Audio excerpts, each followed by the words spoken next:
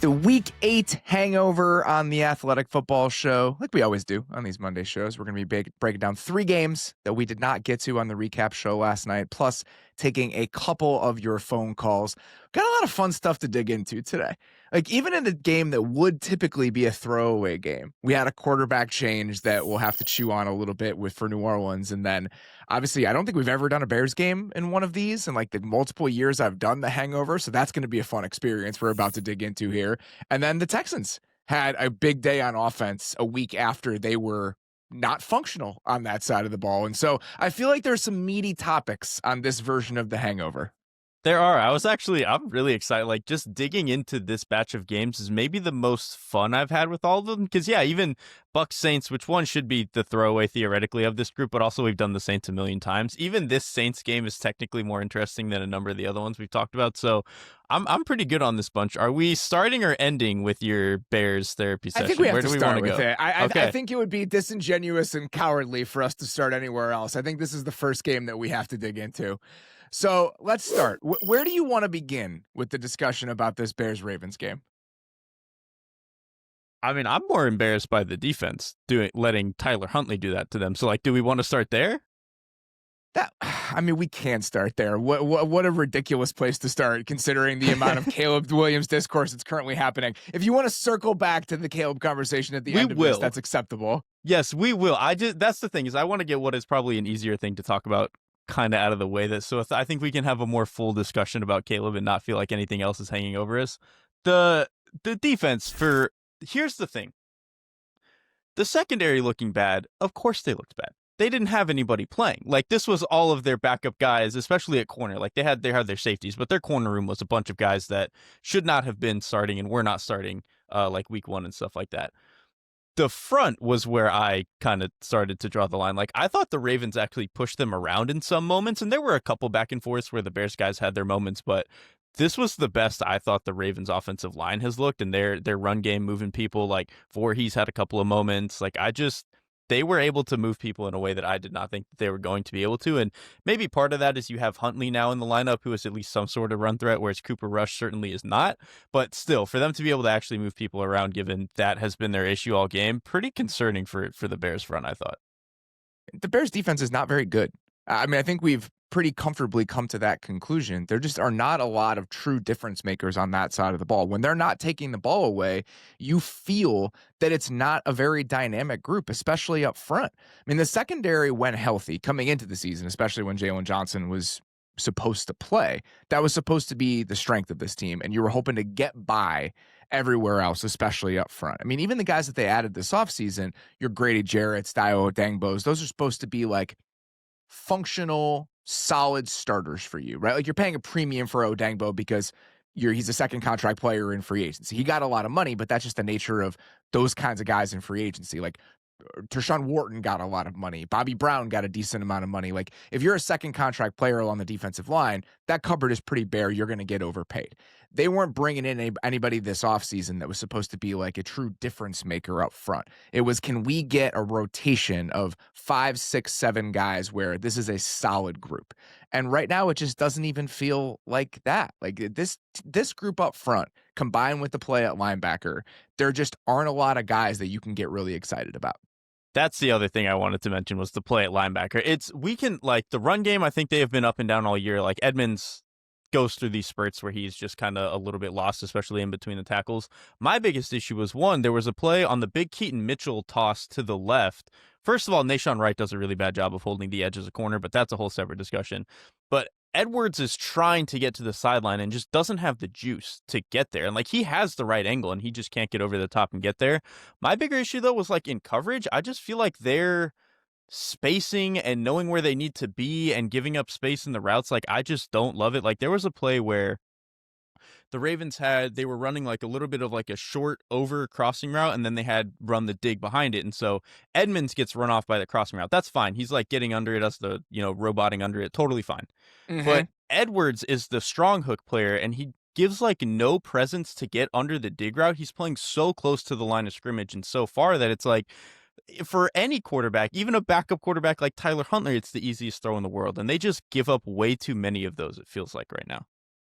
Yeah, I mean, there were a couple chunks off play action that were very easily available to the Ravens in this game. To me, it's just a lack of pass rush throughout this entire game, despite bringing extra bodies at the problem. Like the drive that was very indicative of this to me was the one early in the second quarter where the Ravens are behind the sticks. They have a 2nd and 22.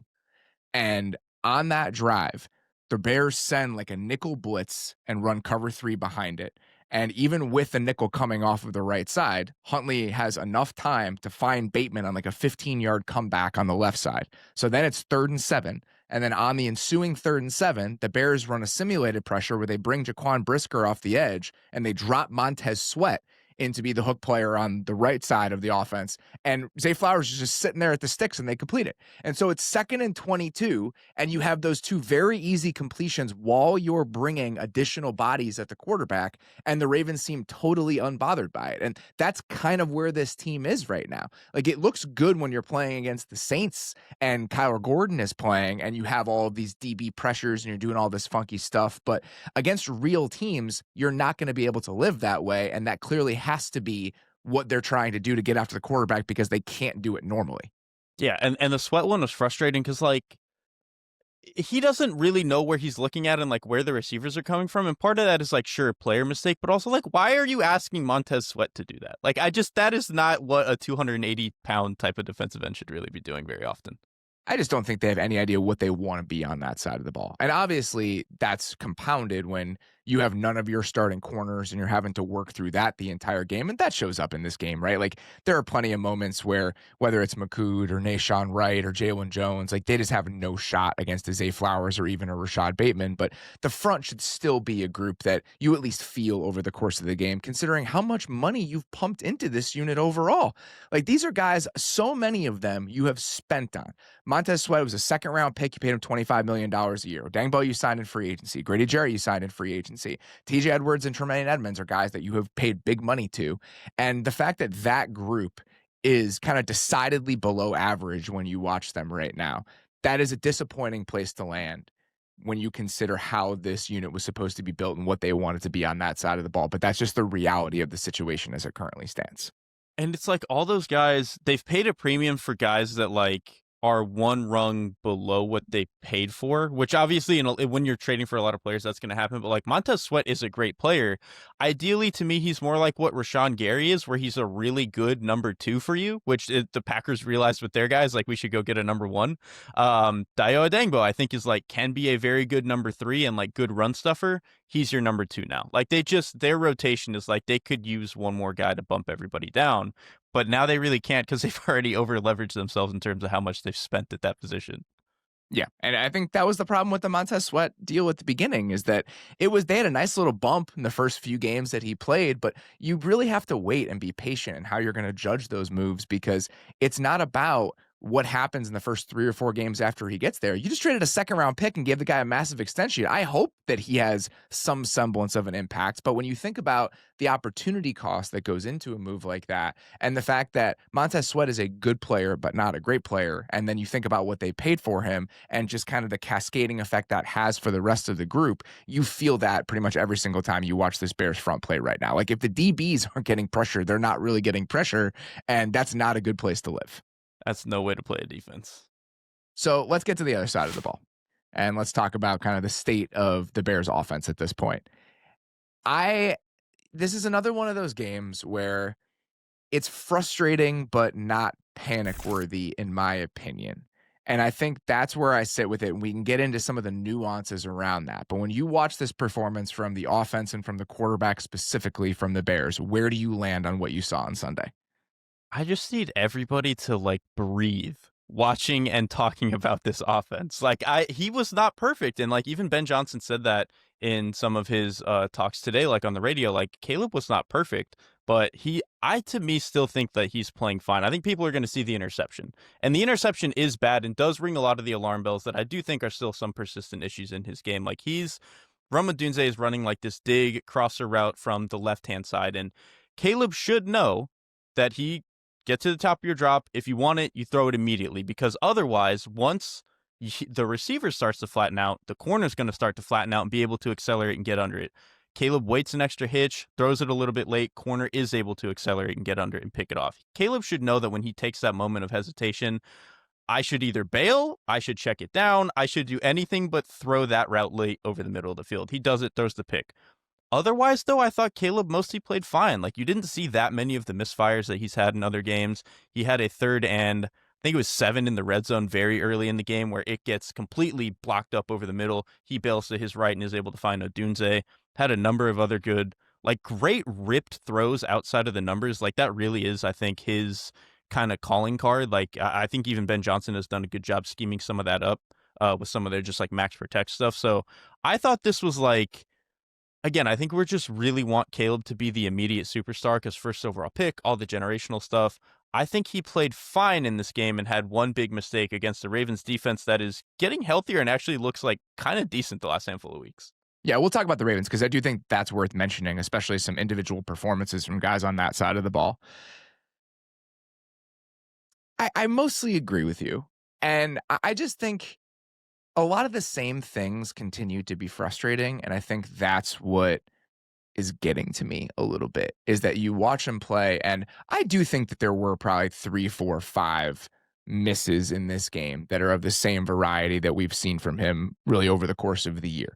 Right. The and one so to Odunze over the middle was the one big one to me that was like, at that, you can't miss that one. And then I think there were a couple of those, right? And so on that same drive, on that drive late in the first quarter where he misses Rome on that 3rd and 7 crosser, on a 3rd and 6, he misses him again before that, but they get bailed out because of an illegal contact flag. And so there are times, this is anecdotal, but it seems to me, honestly, where, I mean, it happens, I think whenever he's not playing completely in rhythm, that's when you see some of these misses happen. And sometimes it's when he's sped up. Right? When he's sped up, and every once in a while, when he has to get rid of the ball quicker than he wants to, you see some of these sprays.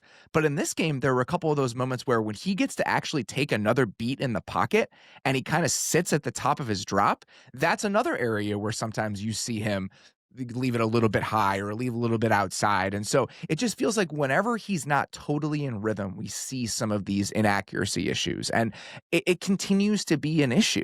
And like, I just don't know how or when that gets better. Like, can you remember somebody that had 3, 4, 5 of these a game, which that's about where we're at right now. Like, there is a handful of them every single game. And not to one specific area of the field, right? So the one that the example I would come back to if I were like a hopeful Bears fan is that even in his second year, Josh Allen had a lot of issues with accuracy throwing the ball down the field. He did a very good job of starting to hone the intermediate area of the field in his second year in 2019. But whenever they tried to push the ball down the field, they rarely were successful. And that's something he was aware of and he was kind of consciously working on, but it was kind of isolated. This is not necessarily isolated. He does still have problems pushing the ball down the field accurately, but the fact that we're still missing a handful of these intermediate throws pretty much every single week, I just don't know how many positive examples there are of somebody with this sort of issue working through this sort of issue to a positive conclusion. Can you think of anyone? Jordan Love, the first 8 games of his first season was, I think, a lot like this, where he was just kind of missing throws. But also, like, Jordan, I think that was also just like a different situation in some ways. This is just a different kind of player. Yes, exactly. And like, Jordan Love was missing by virtue of sometimes just like, I think he was trying to do the hardest thing on the field all the time, and sometimes was just like trying to find the line of how to do it. Caleb just kind of misses, which, like, if there's anything that I find like legitimately really frustrating about him, it is that. Some of the more like him being a little bit late on stuff, or every now and then when he gets like knocked off his rhythm, can he get a little bit sped up? That stuff is like, I think that can come with time and just getting more comfortable, like learning what your plan B is, all that sort of stuff. But the just straight up missing guys, that part really does frustrate me. And it's mostly to the intermediate area. Like he misses some downfield shots and that's fine. But like 1 to 10, I don't really feel like he has that issue. It's once he starts pushing it a little bit more over the middle of the field. There are times when he's throwing like those quick now screens to the perimeter where he'll just throw one of the guy's feet. There are screens where he'll have some of these inaccuracy issues, but that's my problem. And I'm kind of with you. Like when I watch the interception, that's a play where it's like, we just have to be better than that. Like we are 8 games in to season number 2. So we're talking about like almost 25 starts now. I understand it's a new system. I understand it's complex. I understand there's a lot you're working through. That's one of those moments, and you explained it perfectly. When you watch that play unfold, too often we do this, where we're going to go back and we're going to retrofit a mistake that a quarterback made in real time, and we're going to circle a guy when the video is stopped and say, why aren't you throwing it to this guy? This is a scenario where that is perfectly legitimate, because when he hits the top of his drop, as soon as that ball does not come out, that hit should take you to the check down. Like, it's exactly how the timing of the play is supposed to work. It's wide open. And Monangai gets there in the exact timing where when you hit that first hitch and it's not there, it's you hitch, you come back, and your eye should take you to the check down. Like, that's the rhythm of the play. And not only does he not throw it, he throws it late and inaccurately over the middle of the field. He leaves it inside because he feels Marlon Humphrey sitting there. The only reason that Humphrey is even a part of the play is because he threw it late. And so everything that happens in that moment is 100% on him. And so that needs to get better, but I think you can make an argument that with more time, that stuff can get better. The problem for me is when you're combining it with some of these sprays every single week, that's where I get a little bit worried. And I also just think this is, and we talk about the intentional groundings, and there are moments for me when I watch him play where his just lack of situational awareness is a little bit concerning to me, where like I just feel like there is like a scattered kind of frantic nature to the way that he plays, and there just is not an awareness of where he is on the field and what should be happening in that moment. Like, not getting out of bounds on that scramble at the end of the first half, that's not like a deal breaker, but that's one of those where like you probably should know that you can just duck out of bounds on that play, and you probably should just duck out of bounds on that play. It's a small thing, but when you combine it with everything else that started to pile up, it's just one of those where it's like, man, I just don't know how much of this gets considerably better over time. That one, I'm willing to let him be a young player. Like, it is frustrating that he does have these moments where he's a little bit jittery, like when it's a little bit, late off his rhythm or in this situational stuff. But like, again, to me, like, Sam Darnold was like this early in his career. Baker Mayfield was early, like in his career, and that took them moments of like having to move on. But like, Caleb is more talented than those guys and has shown way more positives than those guys early did in their career. So like, he should get the runway to do this with the coaching staff and team that he has in a way those guys didn't. I think there's no argument for me about the runway, right? Yeah, like, yeah. I think we're 8 games in with a new system and a new staff and everything else. Like, we're not putting a period at the end of any sort of sentence here. I think there are just frustrations that have started to creep up. And I think the point you're making about Darnold is very good. And it's one of the guys I would keep coming back to, where it's like these guys that are hyper talented that maybe lack a little bit of feel early in their careers. Let's let them figure it out, because the reward waiting on the other end of this is potentially monstrous. The problem is Sam Darnold didn't have those sprays early in his career. Sam Darnold was never really an inaccurate quarterback. The issue with Sam Darnold was some of this feel stuff that we're talking about. And so my issue is you're combining some of the feel for the position, feel for the timing stuff that we're discussing here with some of those inaccuracy concerns. And so both of them coming from 2 different directions, that's what leaves me a little bit frustrated. And if not, and a little bit frustrated and a tad worried at this point. I'm not freaking out. I'm not sounding any alarms, but at this stage, you watch a game like that and you just wish it was a little bit better. I mean, I agree. It should be a little bit better. Like, again, the misses are really frustrating. And the fact that, especially contrasted to like Drake May and Jaden Daniels, who were drafted in the same class and like have such a different calm about them in a lot of these scenarios, I think is very frustrating. And especially with Drake May, where he's like same age as Caleb, like played the same amount of time as Caleb, or, Jaden Daniels, I think, had a lot more experience. So maybe that's a little bit different.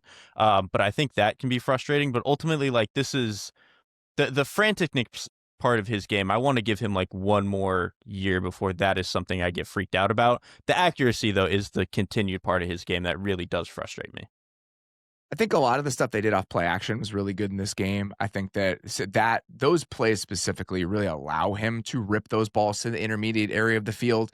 There was the one he had on the corner route to Rome at the end of the third quarter. That's like exactly the type of player you want to see him be. It's Rome is running a corner to the right side. They have a little flat controller to that side. It's cover 2. He does a fantastic job of just giving like a little bit of a shoulder to the flat. Yeah, that guy steps up. He has the window and just in rhythm on time, all in one motion, rips that throw to Rome on the outside. It's like you see those moments and it's hard not to continue to talk yourself into this because of what those look like. And on the same drive, he checks into that screen to DeAndre Swift on 3rd down, knowing that they had been bringing all this pressure the entire game. And so it's like, all right, just those moments are still there. Can you just start stacking those? And what does this ultimately look like if we start trying to minimize a little bit of the inaccuracy in some of the negative plays and we see some more of this? I just don't know at what point that becomes delusional. I just don't know at what point it's just not logical to continue to talk yourself into the highs and ignore the lows. I think if he's playing the first thing I would say is that like I still think even with all the vacillations, like he's still a perfectly fine quarterback. Like I don't think he's bad in like losing them games, and I think that that's an important starting point for a young quarterback. I would say if he's playing exactly like this in week 8 next year, I'm going to start having some issues. But Yeah, I think like that's fair. for most of the remainder of this year, like again, very difficult system for him to learn. The offensive line still, I think even though they had some okay moments in this game, is still like largely an issue. And for the most part, the pass catcher thing, I think, is a little bit complicated to untangle because I think he just has a weird chemistry with everyone but Rome Odunze, which I don't know how much to blame for him. I don't know how much is at the system, the other players, whatever it is. But it's still not a perfect system. I will say With DJ is where you feel it the most. I mean, Yeah. there's just like there's very little timing Something's- connection with those two guys. I mean, the one big play they had in this game is a play made very much off schedule where he kind of makes like a desperation heave that is an incredibly impressive throw when you think about like the mechanics of the throw, but it's not the sort of play you want to live by. No, that was like that was exactly my feeling seeing that. Was like I was like, wow, I bet only 4 other guys can make that throw. I don't think anyone should be trying to make that throw ever. Like it's just a really stupid and crazy thing to do, but it was cool that he was able to do it.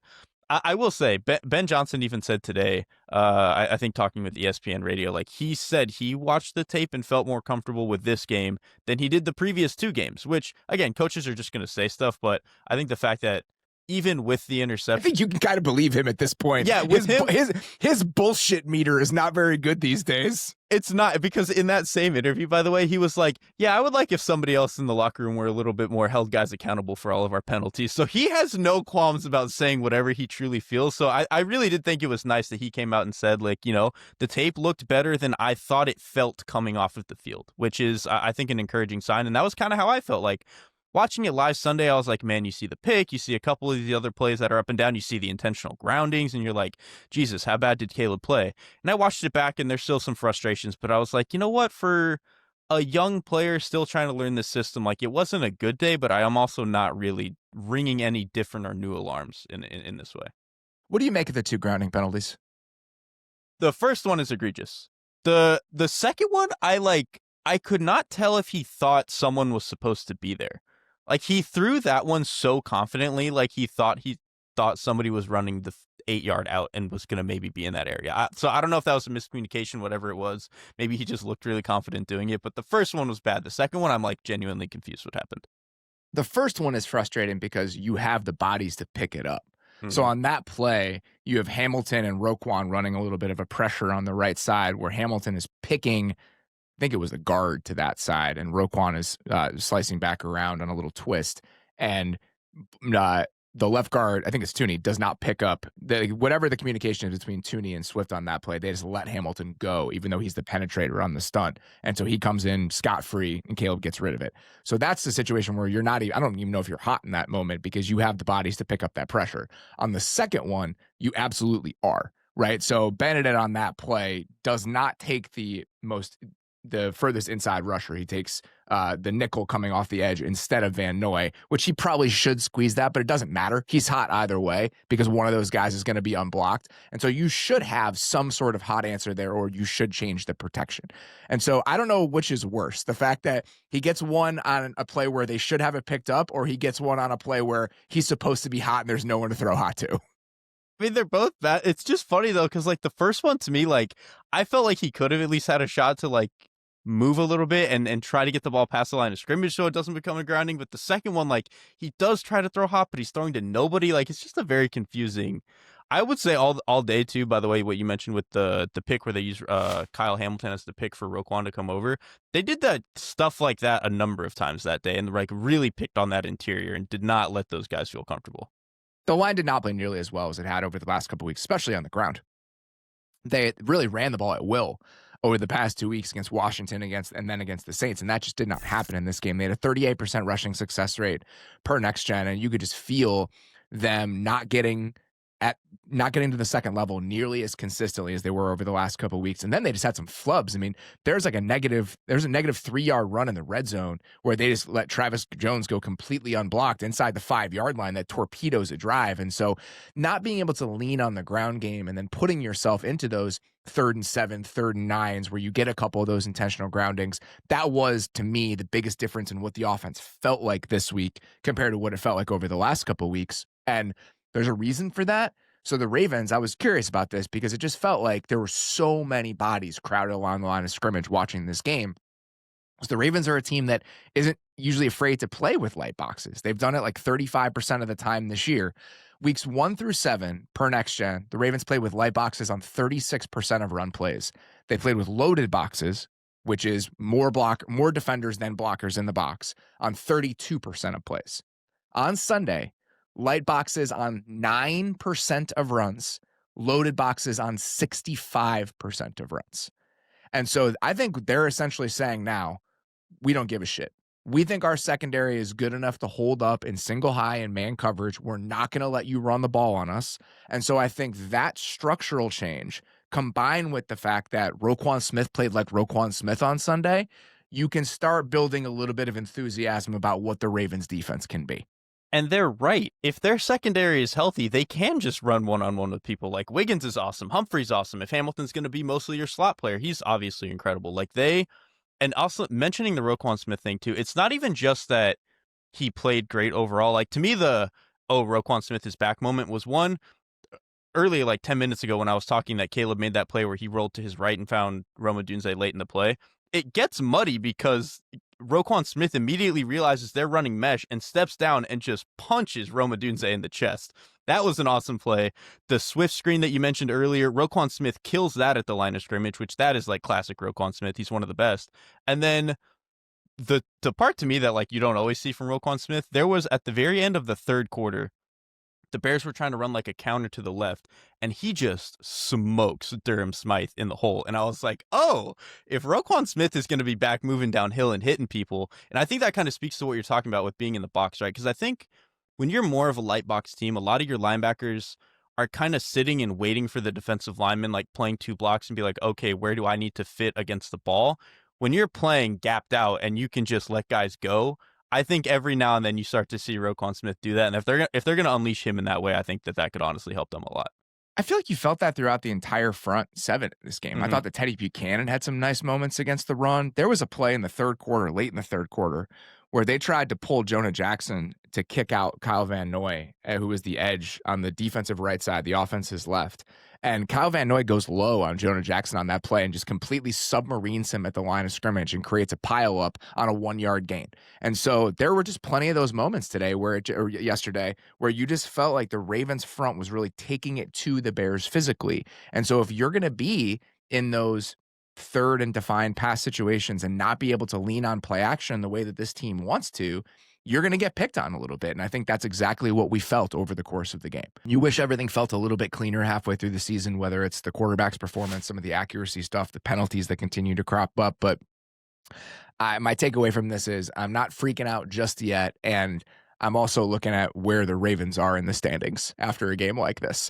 And it was funny today watching, I looked at the playoff picture on NFL.com.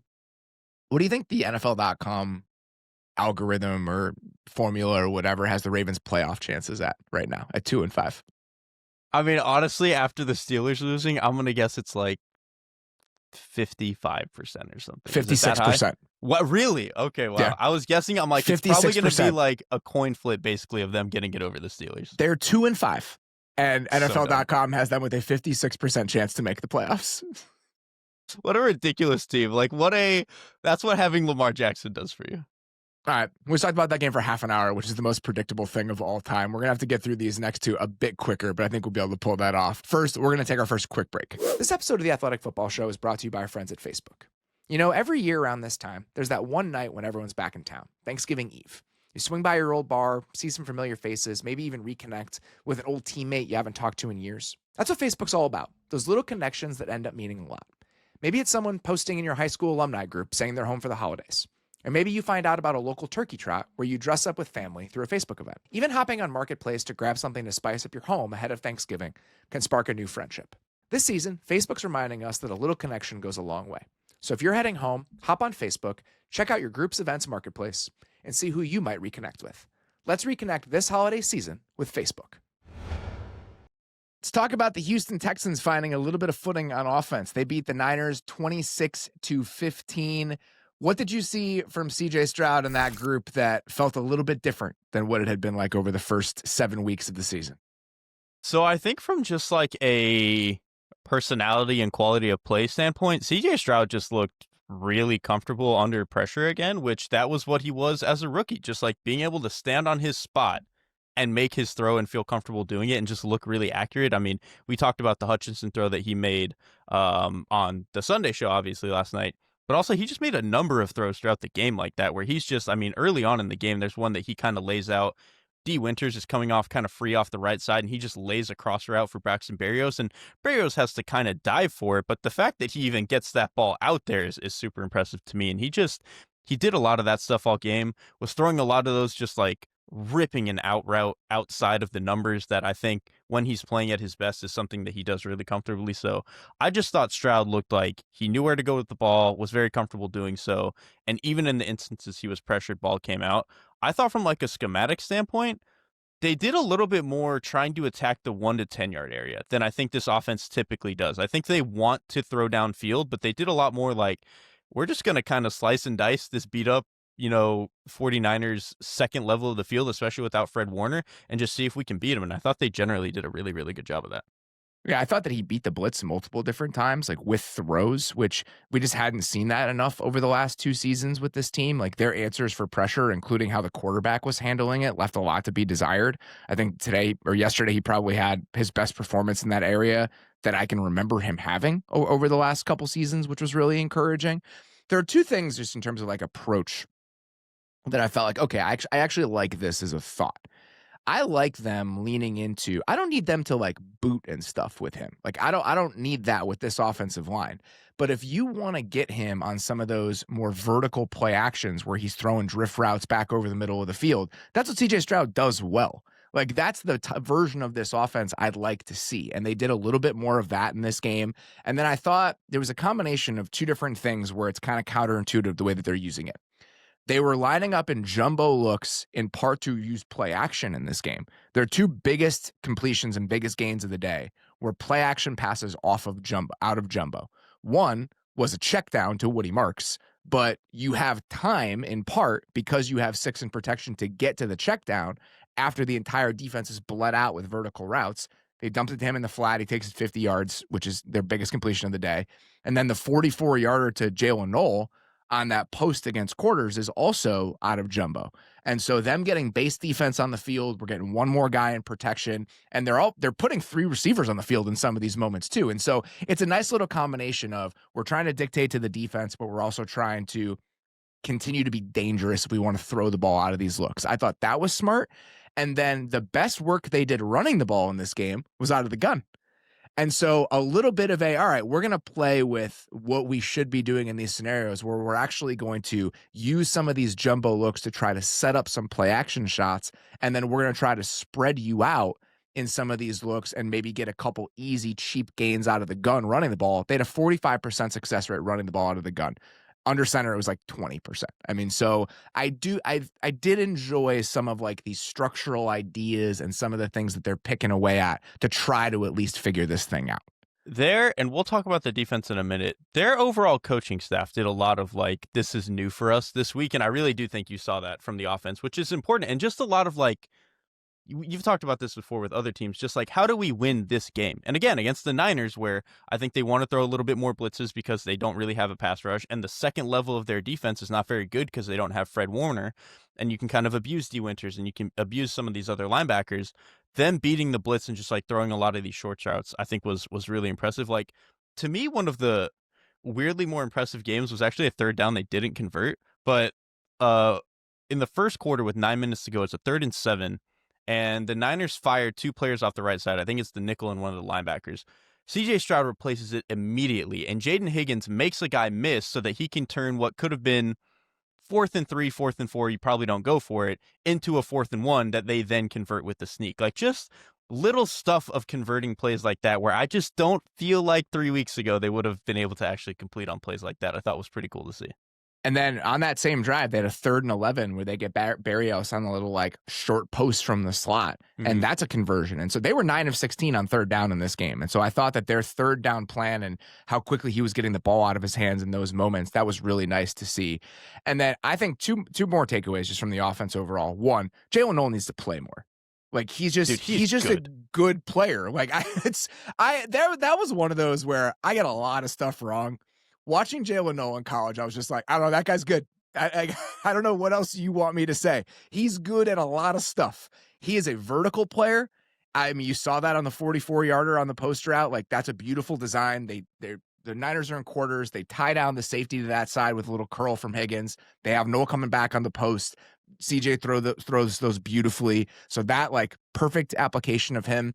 And then even in like the short and intermediate area, he's kind of sawed off. Like he's a more physical kind of put together player than like a vertical slot guy might lead you to believe. And so he can create like little subtle separation on some of those plays. I mean, there was that one early in the game where he gets the little tiny push off. Like he can affect the game in a bunch of different ways if given the opportunity to do so. And so even when they get healthy at receiver and we get Nico back and all this stuff, this guy should play. He's just good at football.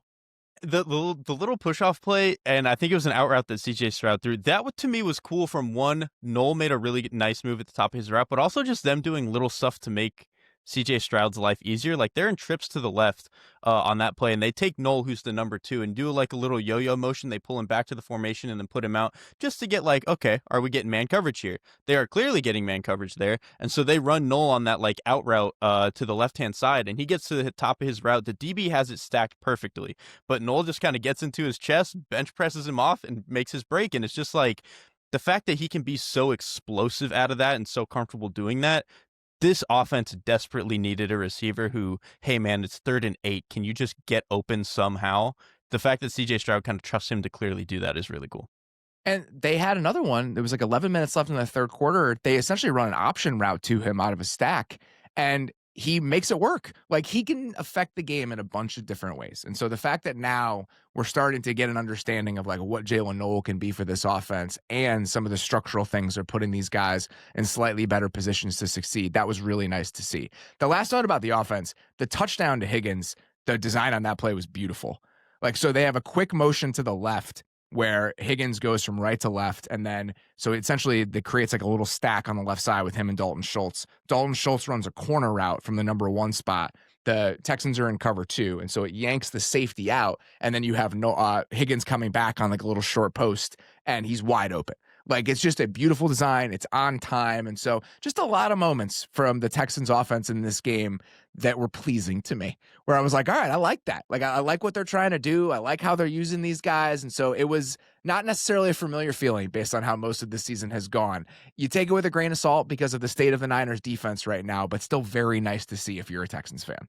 Exactly, like a little bit of grain of salt, but man, given what we've seen at their worst from this Texans offense, I'll take that against anybody. And when you combine that with a defense that can keep you in any game you're playing, that's where the Texans suddenly become at least mildly interesting when you're looking at the last couple spots in the AFC wildcard race. And the defense, again, you watch them play in this game, and it's a bunch of banshees, man. Like, we already knew that. And the guy that stuck out to me the most, just going back and rewatching this thing, I mean, Petrie had a great game. Like, Petrie was like just awesome. the goblin version of himself the entire day. But what Will Anderson was in this game is just like, holy shit, man. Like, what an absolute monster that guy is.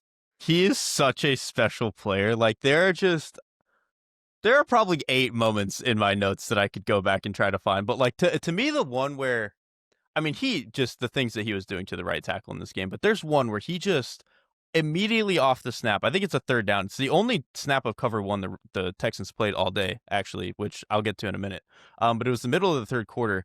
He doesn't do anything. Anderson just flies off the right side and just like cooks, like just boom, gets off the edge and is able to get in Mac Jones' face, has thrown incompletion. Like he just the speed at which he's playing right now. There was even another actually run at some point earlier in the game where they pull the right guard to the left-hand side, so there's a little bit of that void between the right tackle and the center. Most defensive ends do not have the juice to get through that and like through the backside of the play, go and get in front of the running back.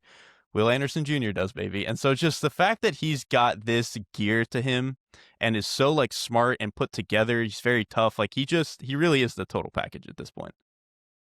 There are, when you watch these great pass rushers, there are just stretches of the game where they're ruining series, like just entire sets of downs. They're just blowing them up. And that happened in this game. There was the one late in the third quarter where it's a 2nd and 7. He obliterates Mac Jones on that play as Mac Jones is trying to let the ball go. And then on the next play, he gets his hand on Mac Jones's arm again on a 3rd and 7 incompletion. So it's 2 plays in a row. He just absolutely destroys. He nearly gets another sack, the other strip sack on the opening drive of the third quarter. And so you just felt him the entire game. And it pushed me to look up just his numbers at this point in the season. I was just curious, like, all right, where are we at and how often he's affecting the quarterback and where that stacks up to other players in the league. So the only player right now with more quick pressures in the NFL this year is Nick Bonito. The only player with at least 150 pass rush snaps with a quicker time to pressure is Jonathan Grenard. You combine that with the fact that there are 4 guys in the NFL who have been shipped more times than Will Anderson has this year. TJ Watt, Myles Garrett, Trey Hendrickson, and Aiden Hutchinson. That's it.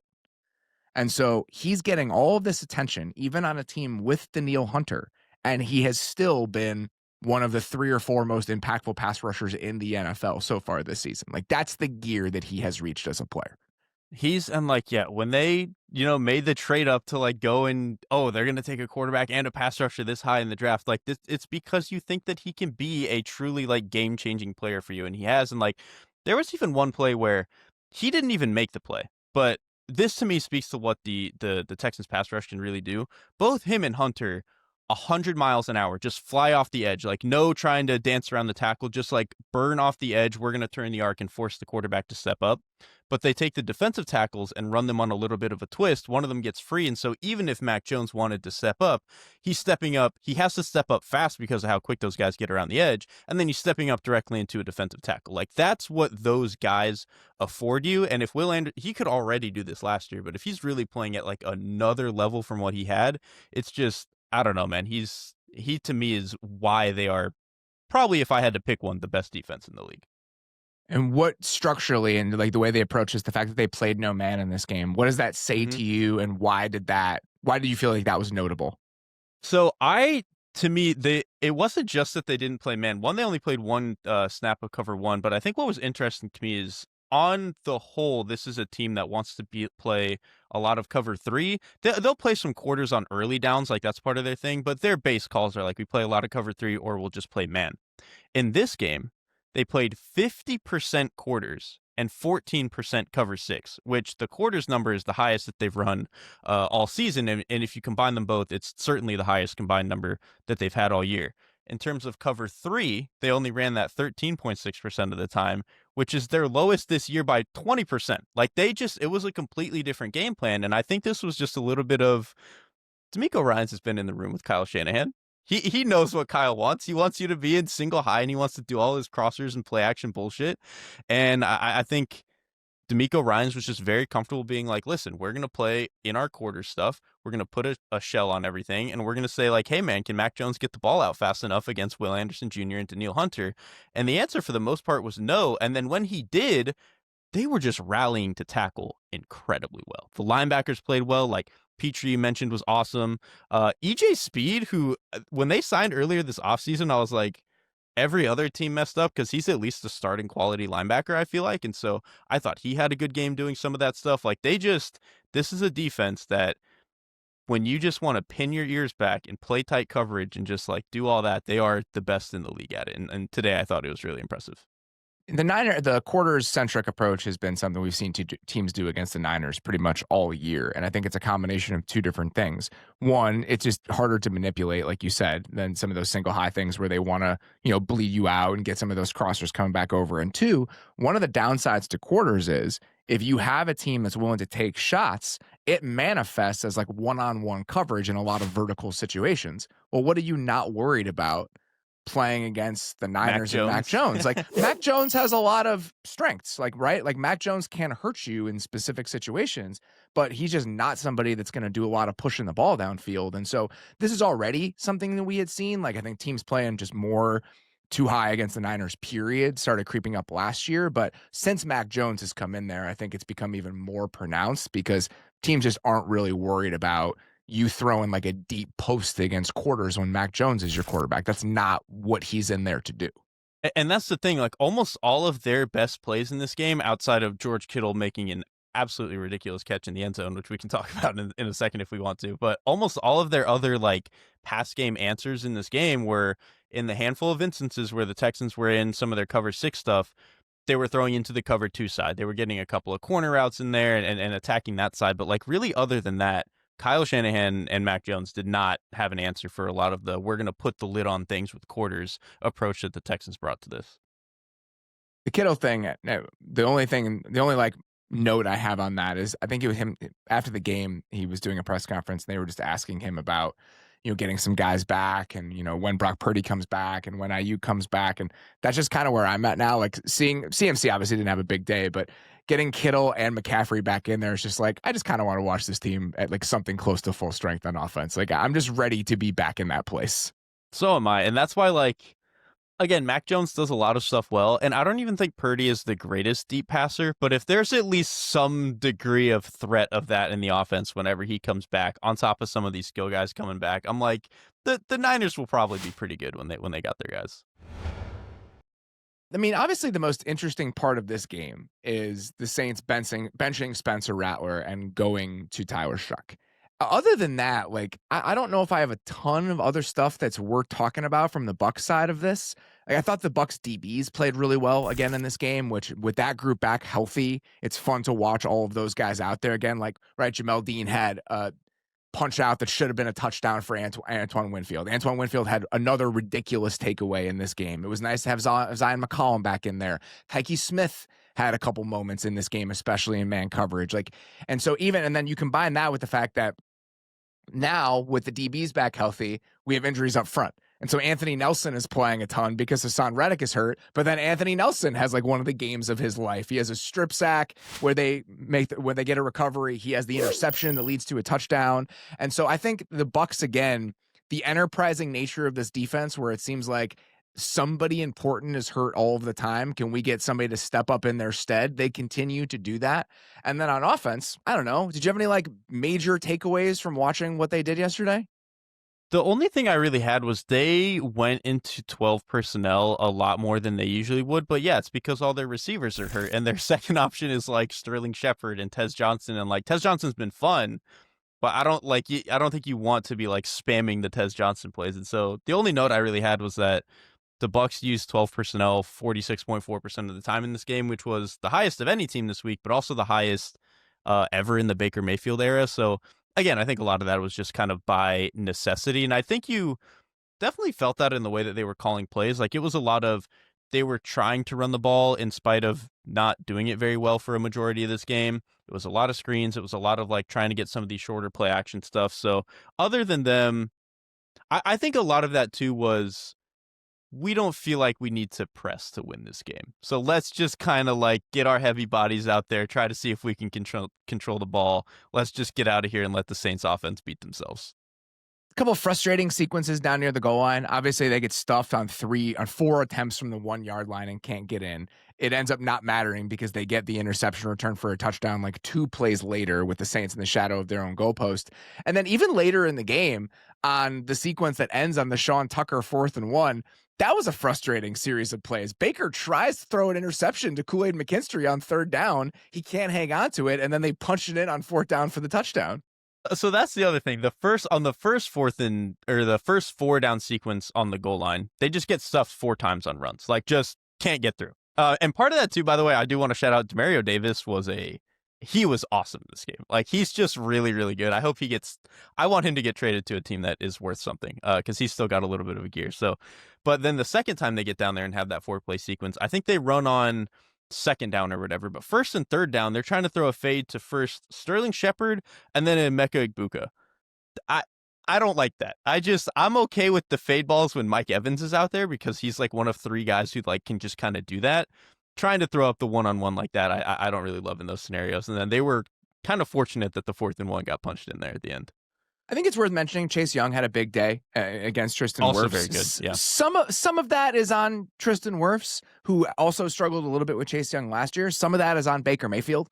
Like, on the strip sack at the end of the second quarter, Baker's at 11 yards on that play. Like, that's a moment where that's on the quarterback for the depth of his drop and for hanging onto the ball a little bit. And so a big day for Chase Young and a rough day cosmetically for Tristan Wirfs, but I think some of that belongs on the quarterback and just his decision-making and timing and location in some of those moments.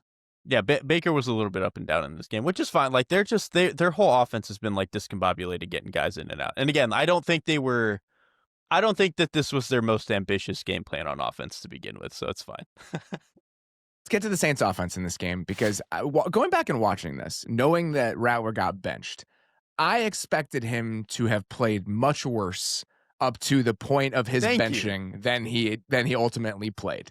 Like, when you consider how he has played over the first 7 weeks, combined with what he played like over the first 2.5 quarters of this game, I think it's kind of hard to justify putting him on the bench for Tyler Shough, other than like, does any of this matter anyway?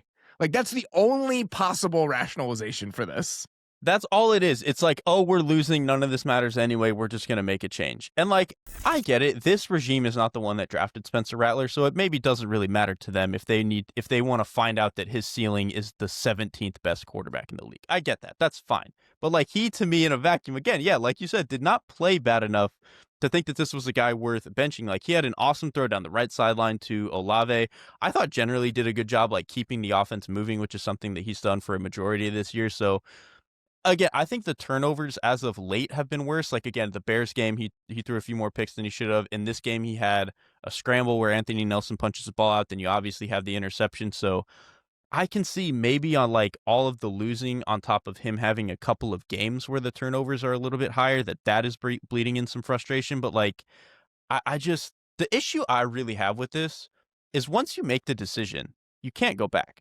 That's like, you're just playing Tyler Shough now, which like, well, what if he's terrible? Like, at least, like, you know, Spencer Rattler might not be good, but I don't think he's like terrible and an abomination and the reason that they're losing these games. He just might not be the reason you're getting over the top in some of these games, which for a 5th-round, second-year player, whatever, that's fine. Tyler Shough, I struggled with a lot of what he showed in the preseason. I did not think there was a whole lot he showed in this game. And now they're tied to it. It's just, I did not love them being so quick to make that decision. Yeah, I think when you're in the spot the Saints are in, you're going to want to play him at some point before the end of the season just to get an idea of what you have, right? This is probably going to happen anyway at some point over the course of the year. And maybe it's better if it happens halfway through the season than with 4 or 5 games left, because you're eventually going to have more information. I just don't know how much I expect Tyler Shough to be better than Spencer Rattler has been over the first 7 weeks of the year. And maybe that doesn't matter, right? Like, if you're in the position the Saints are in, maybe that doesn't actually matter. But I just kind of feel for Spencer Rattler, because I don't feel like he played poorly enough to not continue to have this job despite a few of the turnovers that we've seen over the last couple of weeks. Yeah, this feels very like circumstantial. This feels very much like if it was insert X backup quarterback behind him, he doesn't get benched. But it's we just spent, you know, the 42nd overall pick or whatever on this quarterback. We need to see if he can play. And so again, I get it from that angle. And again, this regime did not draft Spencer Rattler, but I thought he had been playing fine even in this game outside of the pick 6. And so I don't know, just a very weird decision for me. I did not love it. What did you make of the Tyler Shough performance that you did see in this game?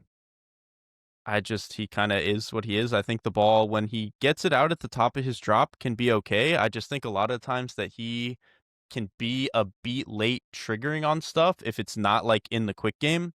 I also think his ball location at times can be very weird. Like the interception that he throws to Shaheed, that technically hits Shaheed in the hands, but he's throwing like a stick route and leaves it high and back inside towards the defender in a perfect location for the defender to strip it away. Like, that's the one location that ball can be a problem for you. And so some of that stuff I thought was frustrating.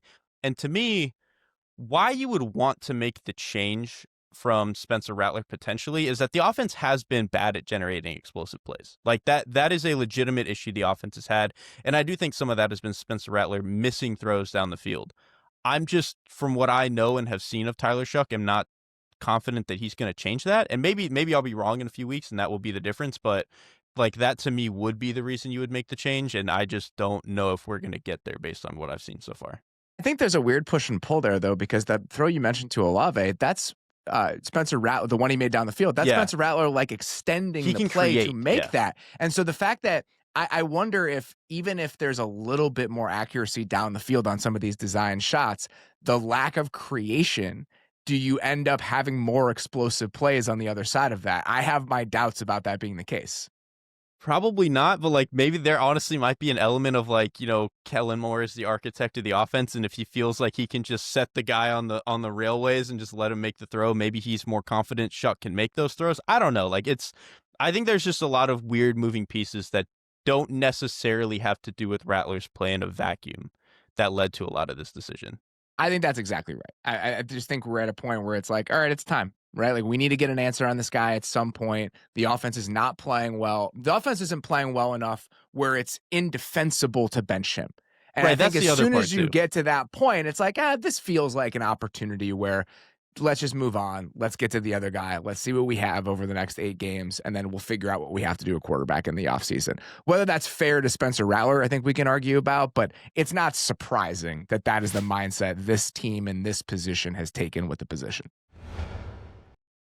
All right, we went a little long on the Bears, so we only have one Monday morning voicemail from you guys today. Beller, let's hear it. What do we got? Hey, guys. I'm Sam. I'm a Steelers fan calling in. I guess I'm just looking for a perspective on why I should feel anything about this team on a week-by-week basis.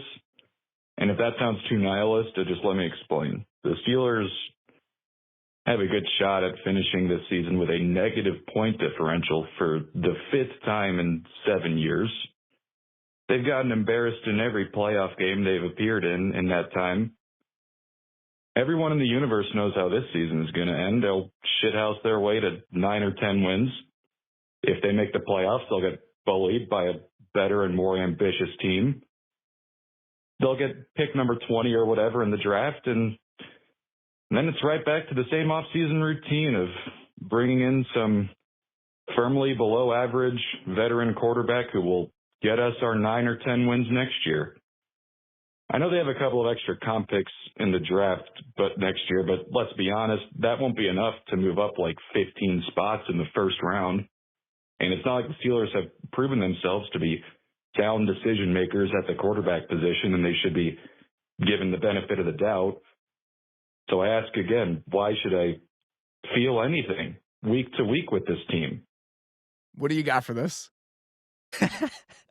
I just think it's so funny that one of the most like proud organizations in football, I know, like every fan over the last 5 years for this team has just been like, I don't got it anymore, man. I don't want to do this. I want off the ride.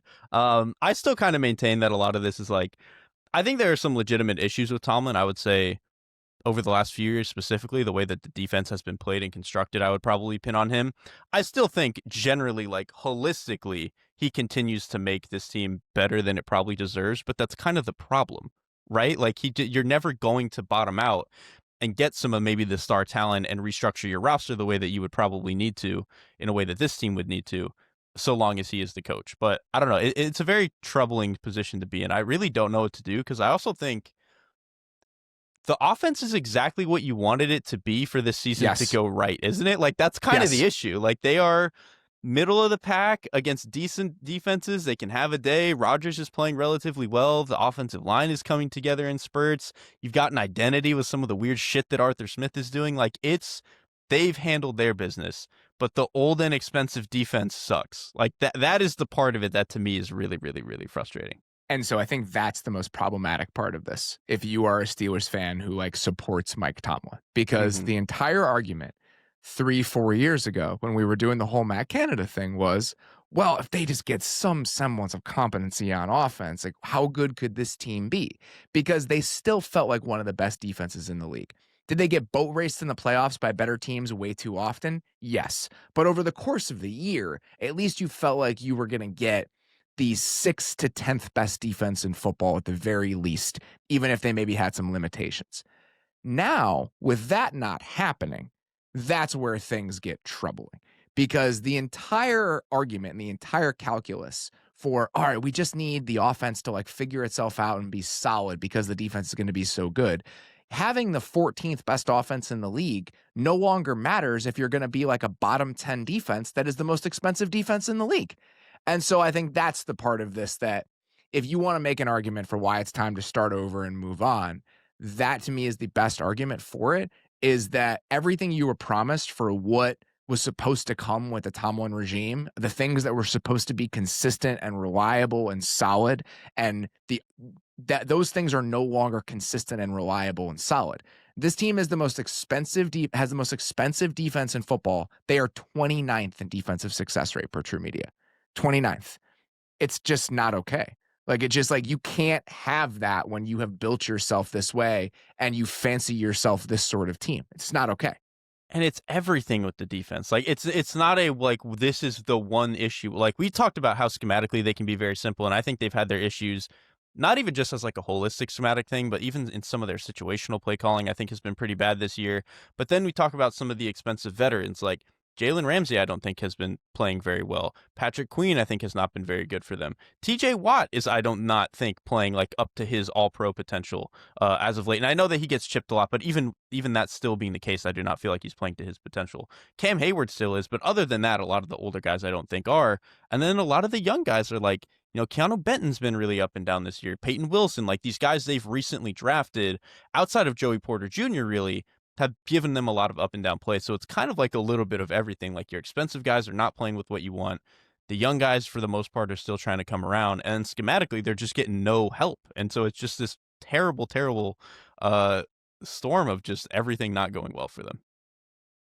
I don't know what like the most analogous situation is. I think there are kind of some similarities to what was happening with Pete Carroll at the end in Seattle, where the offense was probably the better side of the ball by the time we got to the end of it. But like, if that's the case, then what are we doing here?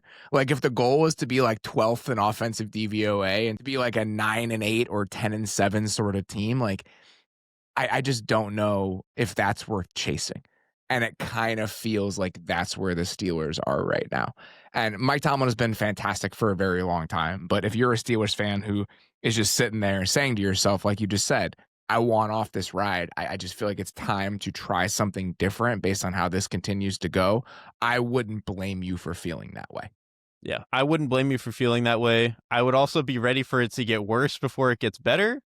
And I also think Tomlin will probably still be good wherever he ends up after that if they do end up moving on from it. Like, it's just a weird situation to try to untangle overall.